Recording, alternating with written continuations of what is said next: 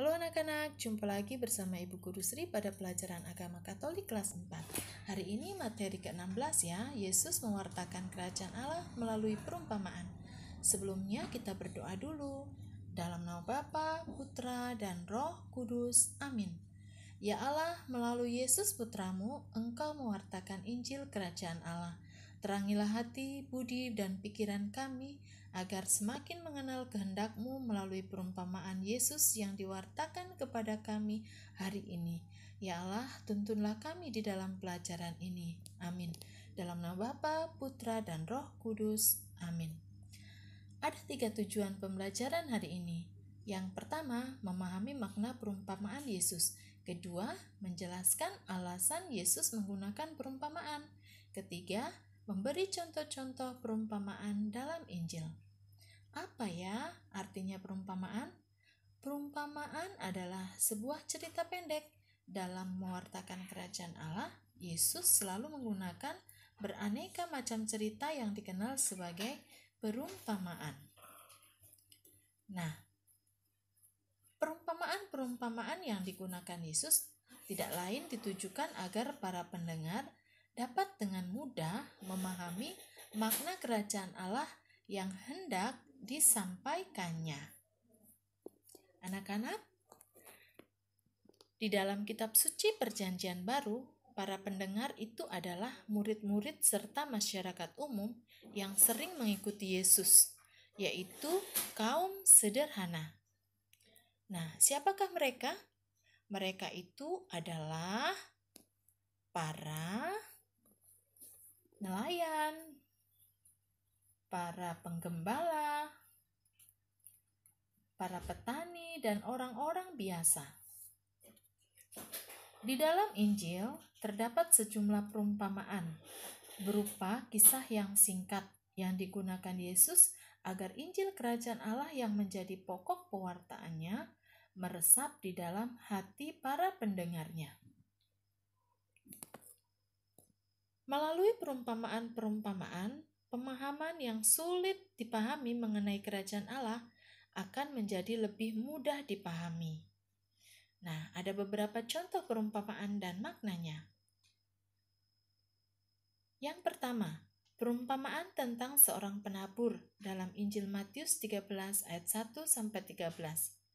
Yang dimaksud penabur adalah Yesus sendiri yang mewartakan Injil Kerajaan Allah kepada semua orang. Sedangkan yang dimaksud dengan benih yaitu sabda Allah.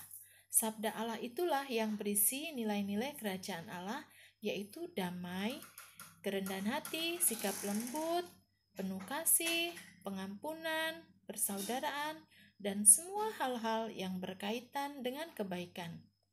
Kedua, perumpamaan tentang gandum dan ilalang terdapat dalam Injil Matius 13 ayat 24-30. Di sini melambangkan bahwa kerajaan Allah akan terwujud jika orang dapat membedakan dan melaksanakan kebenaran serta membuang ketidakbaikan. Ketiga, perumpamaan tentang harta terpendam memiliki makna bahwa kerajaan Allah merupakan hal yang utama, sehingga kita harus memperjuangkan secara penuh, bahkan rela meninggalkan hal-hal lain demi kerajaan Allah.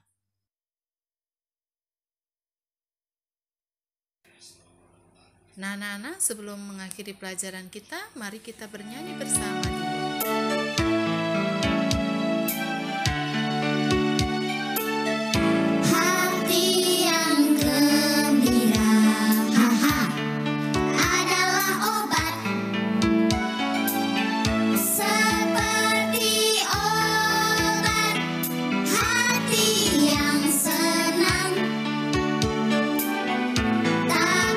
Semangat yang patah, keringkan